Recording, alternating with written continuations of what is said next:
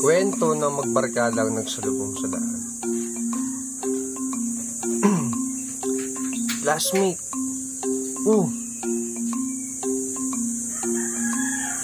Taba mo ah. Grabe ko naman sa taba. Taba mo.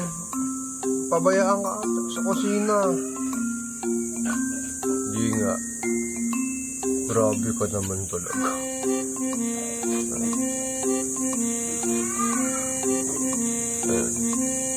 Kadalasan gano'n. Hindi ka nakita ng mga kaibigan mo, tapos maglalakad ka, makakasalubong mo sa daanan.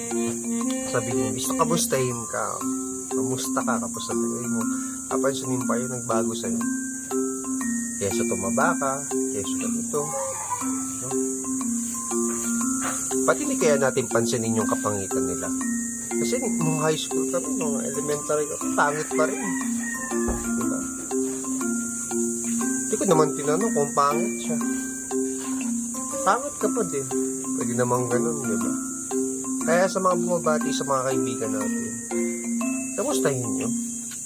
Huwag nyo tingnan yung physical na mukha. Nanggigigit ako sa inyo.